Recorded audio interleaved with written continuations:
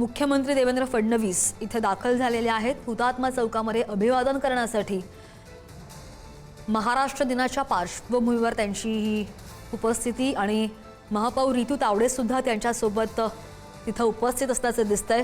सकाळी सकाळी उद्धव ठाकरेंनी सुद्धा हुतात्मा चौकामध्ये येऊन अभिवादन केलं आणि आता सकाळचे 7:30 वाजता आहेत। महापौर रितू पवारांनी सुद्धा हुतात्मा चौक इथं अभिवादन केलेलं आहे। त्यांच्यासोबत मुख्यमंत्री सुद्धा आहेत आणि नुकतंच मुख्यमंत्र्यांनी सुद्धा माफ करा मी नाव चुकीचं घेतलं, रितू तावडे सुद्धा बीएमसीच्या महापौर रितू तावडे सुद्धा यावेळी उपस्थित आहेत। त्यांनी सुद्धा हुतात्मा चौकामध्ये येऊन दाखल झालेले आहेत, अभिवादन केलेलं आहे। अनेक नेते यावेळी उपस्थित आहेत। मुख्यमंत्र्यांनी सुद्धा नुकतंच हुतात्म्यांना अभिवादन केलेलं आहे। महाराष्ट्र दिनाचं औचित्य साधत हे सगळे नेते दरवर्षी हुतात्मा चौकामध्ये दाखल होतात आणि अभिवादन करतात। मंत्री मंगलप्रभात लोढा, पोलीस अधिकारी तसंच मुख्यमंत्री देवेंद्र फडणवीस, भाजपचे बरेच नेते सुद्धा यावेळी उपस्थित आहेत।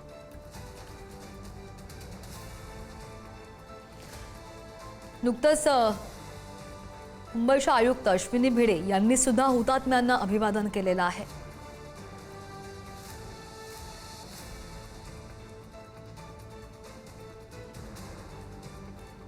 परंपरेनुसार दरवर्षी महाराष्ट्र दिनाचं औचित्य साधून मुख्यमंत्री उपमुख्यमंत्री हुतात्मा स्मारकाला अभिवादन करण्यासाठी इथे दाखल होतात। अगदी सकाळी सकाळी काही वेळापूर्वी उद्धव ठाकरेंनी सुद्धा हुतात्मा स्मारकाला अभिवादन केलेलं आहे। पहाटे पहाटे महापौर रितू तावडे सुद्धा यावेळी उपस्थित आहेत। अश्विनी भिडे आयुक्त या सुद्धा उपस्थित आहेत आणि थेट ही ताजी दृश्य आपण पाहतोय। आज भाजपकडून दिवसभर बऱ्याचशा कार्यक्रमांचं आयोजन सुद्धा केलं गेलेलं आहे। बरेचसे नवनवीन उपक्रम, बरेचसे संकल्प राबवले जातात आणि सगळ्यात महत्त्वाचं म्हणजे या सगळ्या नेत्यांनी येऊन हुतात्मा स्मारकाला अभिवादन केलंय।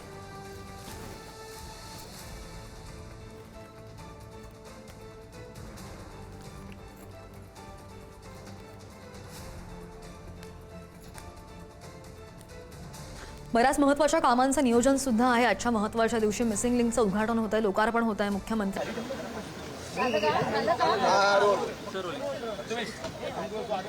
महाराष्ट्रातील तमाम भगिनी आणि बंधूंना,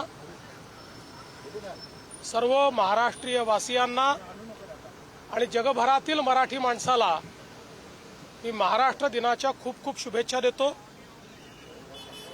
छत्रपती शिवरायांच्या पुनीत स्पर्शाने पावन झालेला महाराष्ट्र, स्वराज्य आणि सुराज्य हा संदेश ज्या मातीने दिला तो हा महाराष्ट्र, थोर समाज सुधारकांनी ज्या ठिकाणी सुधारणेचं आंदोलन चालवलं तो हा महाराष्ट्र, भक्ती संप्रदायाच्या माध्यमातून जिथे भक्तीचा एक अखंड मिळास तयार झाला तो हा महाराष्ट्र आणि अर्थातच 106 हुतात्म्यांच्या बलिदानानंतर तयार झालेला हा महाराष्ट्र आणि आज जगातली 30वी अर्थव्यवस्था असलेला हा महाराष्ट्र, देशाचं पॉवर हाऊस असलेला हा महाराष्ट्र, देशाचं ग्रोथ इंजिन असलेला हा महाराष्ट्र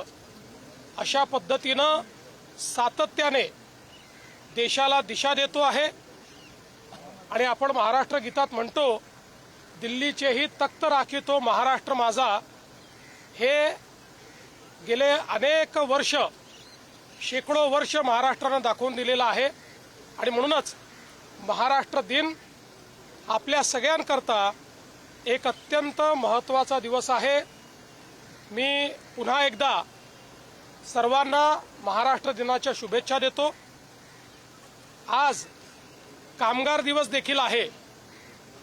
लोकशाहीर अण्णाभाऊ साठेंनी सांगितलं होतं, पृथ्वी शेष नागाच्या डोक्यावर नाही तर कामगाराच्या तळहातावर असते.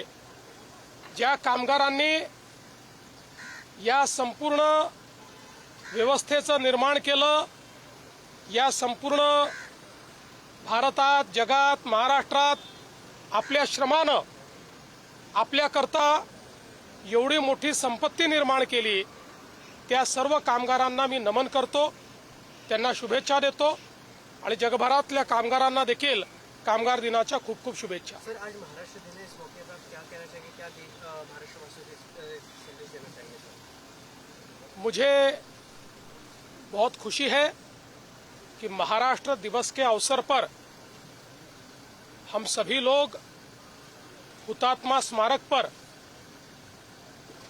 मानवंदना देने के लिए उपस्थित है. जिथपर्यंत प्रश्न आहे, मला असं वाटतं की स्वभाषेचा अभिमान हा असलाच पाहिजे, मराठी भाषेचा अभिमान हा असलाच पाहिजे. महाराष्ट्रात राहणाऱ्या प्रत्येकाने मराठी भाषा शिकलीच पाहिजे आणि मला निश्चितपणे असं वाटतं की जे लोक या महाराष्ट्रात वास्तव्याला आहेत ते मराठी भाषा शिकण्याचा प्रयत्न करतील. जे शिकले नाही आहेत त्यांना शिकवण्याचा प्रयत्न आम्ही करू. पण भाषेच्या आधारावर हिंसा, भाषेवर विवाद, भाषा येत नाही म्हणून कोणाला मारणं हे आम्हाला मान्य नाही. यातला मार्ग हा आहे की आपली भाषा इतकी सुंदर आहे आणि इतकी सोपी आहे, कोणालाही शिकवता येते. त्यामुळे आम्ही हा प्रयत्न करणार आहोत की अशा सगळ्या लोकांना आम्ही भाषा शिकवू.